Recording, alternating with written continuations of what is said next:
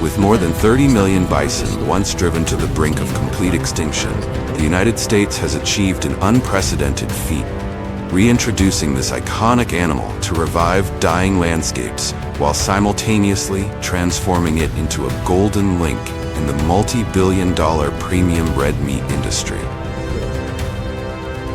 This is not only the largest wildlife conservation effort in modern history, but also the story of how American ranchers raise, care for, and process hundreds of thousands of bison every year. Is this nation truly saving the giant animal of the Great Plains, or turning it into a new form of economic resource? Join Agriculture Insight as we explore the deeply paradoxical journey of the greatest engineers of the North American prairie.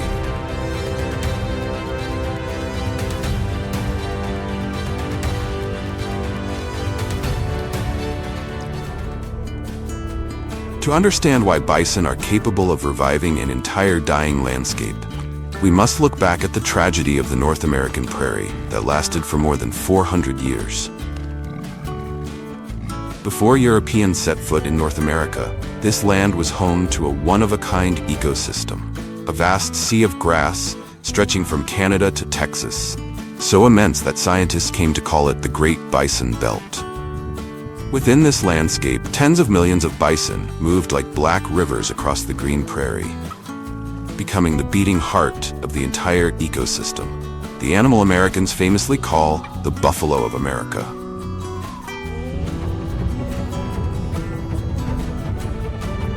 In less than 50 years, bison became targets of wolves, bears, and humans, causing their population to collapse from more than 30 million animals to only around 500 surviving individuals. The soil became compacted, native grasses gradually died off, and the ecosystem itself began collapsing as well. It was at that moment that the United States began to realize that the prairie could not survive without the animal that had shaped it for thousands of years. This tall grass. And then, in the early 2000s, as many restoration efforts continued to fail, a bold idea emerged: let nature operate again as it did before human intervention. And that is something that The last surviving bison herds were bred, protected, and gradually reintroduced into Yellowstone, Montana, Wyoming, South Dakota, and massive ecological restoration projects such as American Prairie. So why could a single species revive an entire dying landscape? Unlike domestic cattle, which often remain in one place and compact the soil into hardened patches, bison almost never stay too long in a single area. They constantly disturb the topsoil, spread seeds through their thick fur and waste, and create alternating short grass and tall grass zones that allow hundreds of other species to coexist across the prairie. Even when these giants roll on the ground, their nearly one-ton bodies create shallow depressions that retain water, micro-nurseries that help seeds germinate across the prairie. Some ecologists even call bison the last ecosystem engineers of the Great Plains. And the remarkable reality is this: wherever bison return, the prairie slowly comes back to life as well. For many Native American tribes, the return of bison carries a meaning far greater than ecology or economics. But it's always been For here. centuries, this animal served as food, clothing, tools, In the and nearly the 1800s. entire foundation of We survival followed for the tribes living buffalo across the Great Plains. From north to south. And But the greatest paradox lies here. Most of today's bison recovery does not come from wild reintroduction programs. Although rewilding efforts have helped revive the Great Plains, around 95% of today's bison population actually exists inside commercial ranches serving the premium red meat industry, where the modern economy has become the most powerful conservation tool for the species. In many ways, bison survived by becoming economically valuable once again. And to understand the journey behind this multi-billion-dollar industry, we must begin with the most primal instinct bison have never lost: the mating season on the North American prairie.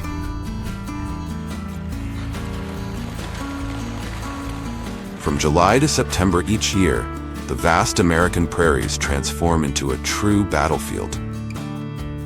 This is the season when male bison display their strength through massive muscular bodies and violent clashes, driven by powerful reproductive instincts during the mating season.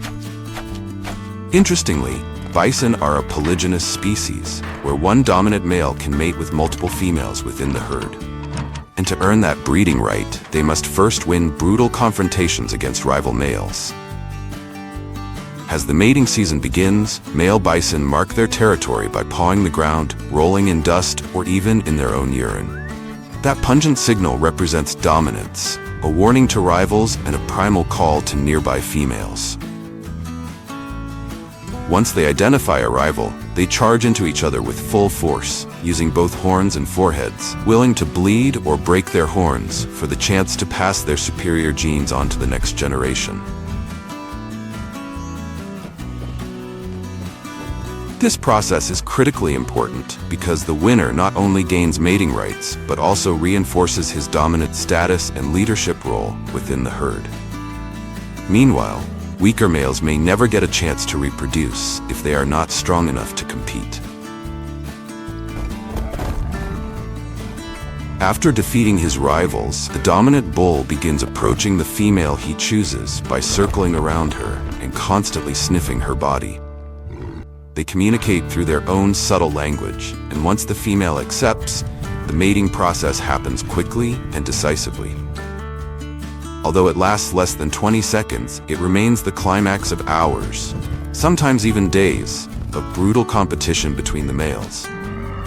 But a single mating is never enough. With seemingly endless energy, the dominant bull continues searching for other females within the herd, repeating the cycle of conquest and reproduction throughout the breeding season. During this period, one mature bull can mate with between 10 and 20 females, passing superior genetic traits on to the next generation born into the harsh wilderness. After mating, female bison enter a pregnancy period lasting around 9 months. Typically, the mother gives birth to a single calf in late spring or early summer of the following year, entirely through natural instinct without human intervention. Remarkably, only about 30 minutes after birth, a bison calf is already able to stand up and follow its mother, a clear demonstration of the powerful survival instincts of this wild animal. But to raise hundreds of thousands of animals for the modern premium red meat industry, ranches across the United States still have to develop specialized care and management systems designed specifically for young bison.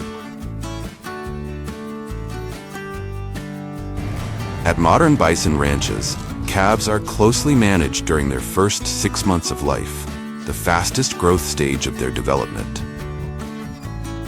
From weighing only around 20 to 30 kilograms at birth, a bison calf can reach more than 150 kilograms in just half a year. At around 4 to 6 months old, they begin weaning and transition to a diet rich in natural grasses, hay, and supplemental grains. The key to raising hundreds of thousands of high-quality bison lies in combining controlled ranch systems with natural free-range grazing across vast landscapes. It is this combination of modern management and constant natural movement that creates the lean muscle, low-fat content, and distinctive flavor that make bison meat one of the most premium red meats in the United States. Although most bison today live inside tightly managed ranches, their primitive wild instincts have almost never disappeared. Female bison still choose to raise their calves across vast and dangerous landscapes, where survival skills are forged from the very first days of life. From the moment they are born, bison calves must learn how to keep up with the herd across enormous grasslands, respond quickly to warning signals from their mothers, and even practice swimming through fast-moving rivers. All of these are essential survival skills in a harsh environment that has never been fully domesticated. Despite their massive and rugged appearance, bison are actually highly emotional animals. For many ranchers in Montana or South Dakota, bison are far more than livestock. After years of living alongside the herd, some ranchers say certain bison begin recognizing familiar truck sounds, the smell of food, or even the caretakers who regularly appear across the prairie. Although they do not possess the complex intelligence of dolphins or crows, they still display a remarkable form of survival intelligence. In particular, when living in a safe and stable environment, bison become extremely curious, exploring and interacting with their surroundings like children discovering the world for the first time. With ranches spanning thousands of hectares, controlling bison herds has never been a simple task. Today, many modern ranches have begun using drones to monitor herd movement, detect unusual behavior, and help manage feeding operations on a massive scale. After only around 2 years, a young bison calf can develop into a giant weighing nearly 1 ton, with the enormous shoulder hump that almost no other livestock species can rival. Although they are raised in semi-wild conditions and spend most of their lives outdoors, bison still need to be gathered periodically for health inspections, vaccinations, and growth monitoring. From 2 to 4 times each year, American ranchers use trucks, ATVs, and horseback riders to gradually herd the bison back toward the ranch's central handling facilities. Each individual is fitted with an electronic ear tag, assigned a unique identification number, and managed through a personal record system. But controlling animals weighing nearly 1 ton has never been a simple task. To ensure the safety of both the bison and the handlers, modern ranches use a specialized restraint system known as a squeeze chute. Built from ultra-durable steel, this device gently compresses both sides of the bison's body to keep the animal still for a short period of time, preventing sudden charges or violent movements that could destroy fences and cause severe injuries. Without this device, how many people do you think it would take to restrain one of these incredibly powerful giants?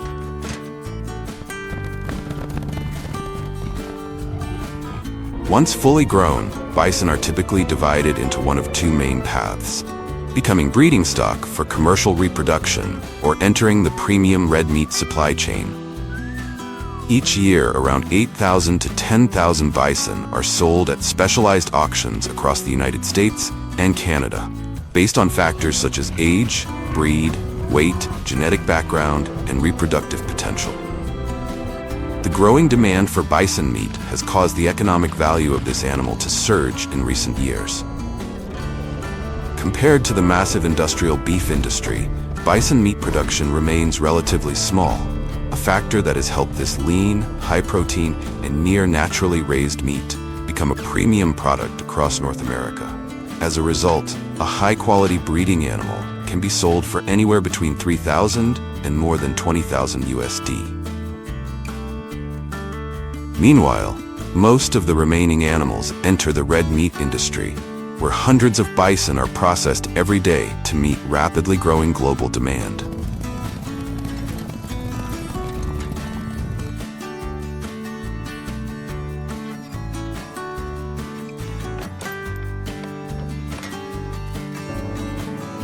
After nearly 2 years roaming across the vast grasslands of North America, the journey of most bison ultimately ends at meat processing facilities. Utilized, truly do have zero waste. There, they are brought into a tightly controlled environment where temperature, sanitation, and the entire operational process are carefully monitored. Tendons, the skull, the hide. After stunning and bleeding, the carcass moves into the skinning stage. An initial incision is made using a specialized knife from the groin up to the chest before the enormous thick hide is separated from the body along the limbs. While the large-scale beef processing industry in the United States relies heavily on automated machinery and conveyor systems, bison processing is significantly different. Due to their massive size, difficult to control strength, and much lower production volume, most bison processing is still performed manually by skilled workers using highly precise cutting techniques. Taking a step back, the way these animals were raised up. The meat is then divided into various commercial cuts.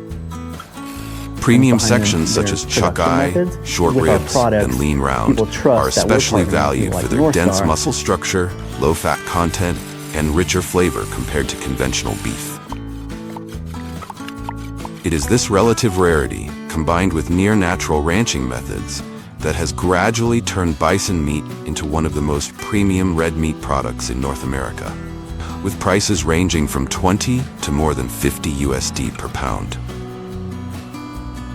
And so after spending more than a century on the brink of extinction, bison today have not only returned to revive the Great Plains, but have also become the foundation of a multi-billion-dollar red meat industry. The bison bar And perhaps the most difficult question is this: if bison no longer carried economic value, would they still be conserved on such a massive scale today? From the vast grasslands of North America, our next journey will take us to the Arctic, where reindeer herding still survives in one of the harshest environments on Earth.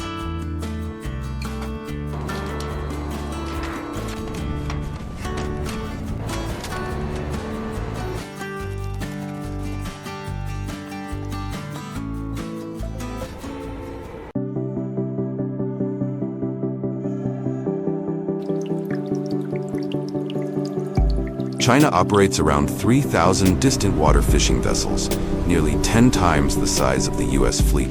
But that's not the full picture. Satellite data suggests the real number could reach as high as 16,000, spreading across the oceans and operating almost non-stop, 24/7. This is the largest distant water fishing force in human history. But what's even more striking is that China doesn't just catch more fish. It also controls much of the global seafood processing, export, and distribution chain. So what is really happening behind these massive fleets? How did a country that once depleted its coastal resources rise to become a seafood superpower, capable of putting pressure even on the United States? Today, let's dive into China's billion-dollar seafood supply chain with Agriculture Insight, where fishing, technology, logistics, and market power come together to reshape the entire global seafood industry.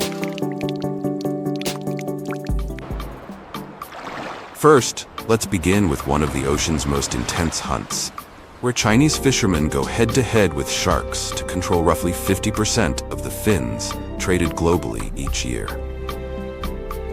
In reality, China isn't the only player in this game.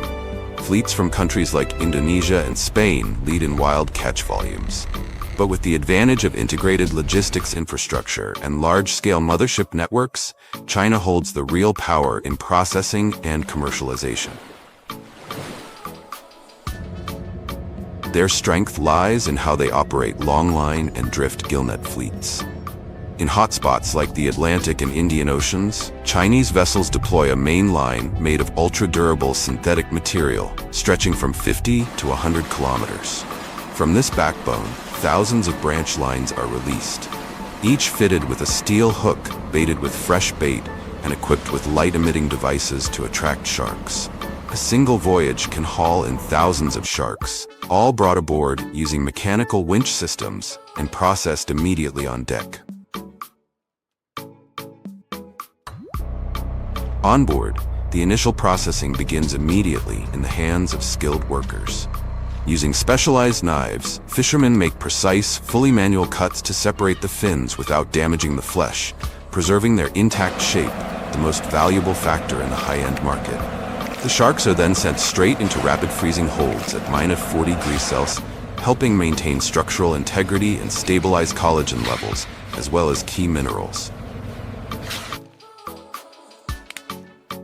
From there, the largest processing hubs in Guangdong and Hong Kong receive the entire supply. Thousands of workers handle stages ranging from sorting by size and thickness to drying under tightly controlled conditions, before the products are commercialized at prices that can reach up to $1,000 per kilogram. Beyond processing domestic supply, these hubs also import raw materials from dozens of countries, operating as global transshipment centers with highly competitive labor costs. Meanwhile, the rest of the shark is fully utilized. The skin is used for leather, and the liver is processed to extract squalene for the cosmetics industry, with an estimated market value of over $150 million annually. Chinese vessels, sometimes gathering in fleets of over 200 operating at once, are placing unprecedented pressure on offshore squid fisheries. In the Sea of Japan and the Northwest Pacific, multiple studies show that the surge of these fleets coincides with the appearance of North Korea's ghost ships drifting ashore, as local fishermen are pushed out of their traditional fishing grounds. Despite attempts to conceal their movements by switching off automatic identification systems, this fleet is estimated to catch around 220,000 tons of squid annually in waters near the Korean peninsula alone, far exceeding the combined squid catches of Japan and South Korea in any given year. In contrast to these dark fleets, about 60% of the world's squid catch comes from brilliantly lit jigging vessels. They use high-powered LED systems with light intensity strong enough to penetrate dozens of meters into the water at night. Satellite observations show these clusters of light can be clearly detected from space, forming an optical trap that draws squid toward the surface to feed. At that point, hundreds of automated jigging machines line both sides of the vessel, controlling fishing lines fitted with multiple barbed-looking lures, though without actual hooks. The method is highly refined. The machines continuously jerk and release the lines to mimic live prey, triggering the squid's hunting instinct. The moment they latch on, the system automatically reels them in, guiding them over a deflector plate and straight into a chute that drops them into storage bins. With tens of kilometers of fishing lines, a single industrial vessel can harvest dozens of tons of squid under favorable conditions, operating almost non-stop, 24/7. Once caught, the squid are typically flash frozen on board or transferred to support vessels before being delivered to large-scale processing centers. However, the rapid expansion of China's squid fleets remains a major concern for global food security and seafood market transparency. Unlike Japan or South Korea, which generally adhere to strict quotas and conservation regulations, Chinese fleets operate with government fuel and logistics subsidies estimated at up to $7 billion per year, enabling them to extend their reach to distant fishing grounds, even approaching restricted or unauthorized areas for squid harvesting.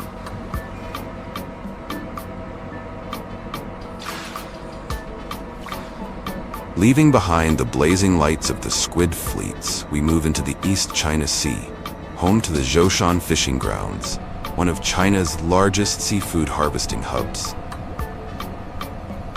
Thanks to its nutrient-rich coastal ecosystem, crab species play a key role here, contributing to annual catches in the hundreds of thousands of tons and helping the region surpass many Southeast Asian countries in the same segment.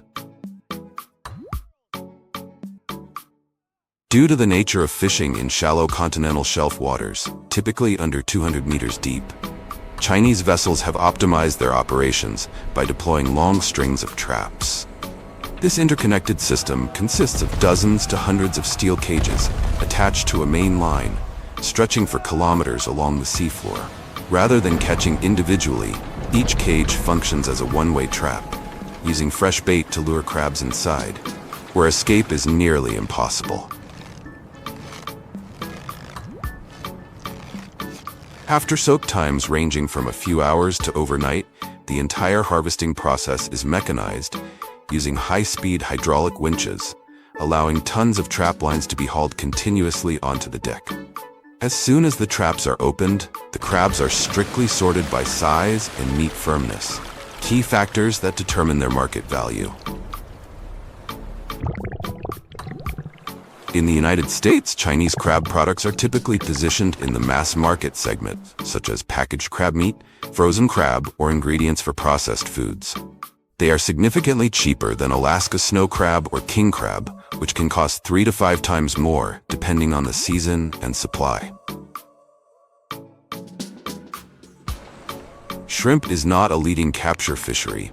Wild harvest volumes are relatively low and scattered, yet China still produces around 7 million tons of shrimp each year, the highest in the world. What's notable is that most of this output doesn't come from the ocean.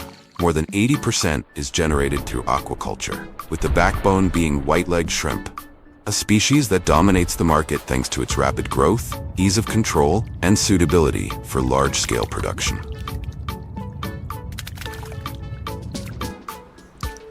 In strategic coastal regions such as Shandong, Guangdong, and Fujian, shrimp farms no longer resemble traditional agriculture. They operate more like high-tech industrial complexes. Modular pond systems stretch across vast areas, equipped with 24/7 aeration, real-time environmental sensors, and automated feeding processes, turning each facility into a biological production line with precisely calculated output for every cycle. Notably, the installation of dense solar panels above the water surface has created a major leap forward. Beyond generating clean energy, these panels act as a natural thermal shield, stabilizing water temperatures and reducing environmental fluctuations. Key factors that allow stocking densities to increase by more than 150 kilograms per acre compared to traditional models, while also optimizing energy costs.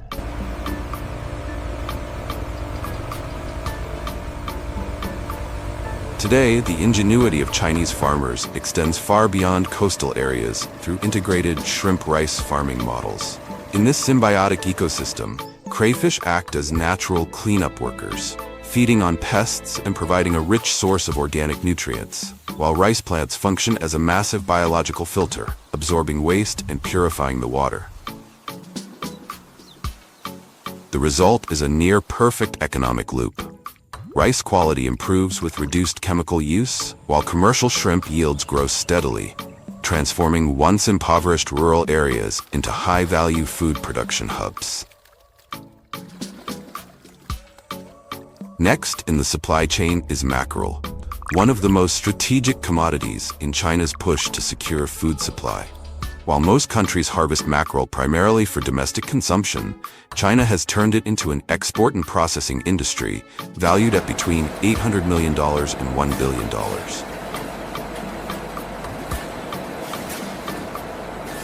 Unlike bottom-dwelling species, mackerel migrate in fast-moving schools, requiring a highly proactive pursuit system. China operates massive purse seine fleets equipped with multi-beam sonar fish-finding technology and real-time satellite monitoring. This allows them to pinpoint the exact location and depth of mackerel schools from dozens of miles away, optimizing fuel use and drastically reducing search time, a clear advantage over the more traditional fleets in Southeast Asia and West Africa. Moreover, the most distinctive aspect of this system is the integration of fishing with long-distance logistics. As soon as nets hauling tens of tons are brought aboard, the mackerel are immediately transferred to motherships, floating warehouses capable of ultra-fast freezing at temperatures as low as -60 degrees Celsius. This rapid deep freezing process prevents the oxidation of mackerel's naturally high fat content, preserving the firmness of the flesh and maintaining optimal omega-3 levels. Key factors that allow Chinese mackerel to retain consistent quality upon landing, even after voyages lasting up to 6 months.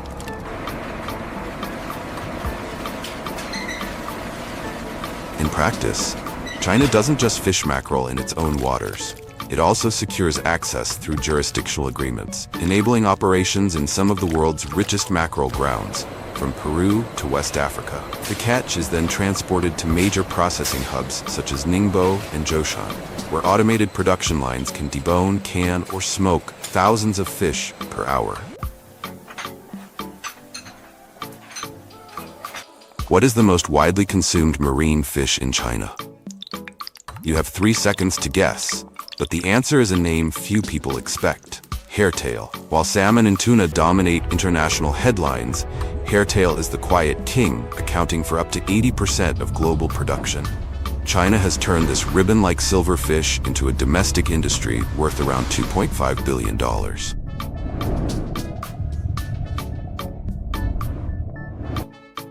The peak fishing seasons run from April to June and again from September to November as migrating schools move into the East China Sea and the South China Sea.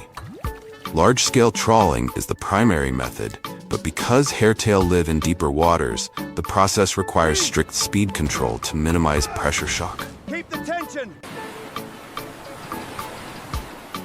The fish's value lies in its shimmering silver skin, a guanine-rich structure that is extremely delicate. Even minor damage can significantly reduce its market value. That's why, immediately after being hauled up, each fish is placed flat on individual trays and rapidly frozen to preserve both the skin and its collagen content. The result is white, tender flesh with a clean sweetness and very few fine bones, ideal for a wide range of dishes. But beyond nutrition, an intact hairtail with a gleaming silver finish is seen as a symbol of abundance and prosperity, often presented as a premium gift during important occasions. This combination of massive output, refined processing techniques, and strong cultural significance has cemented hairtail's dominant position in China's domestic market.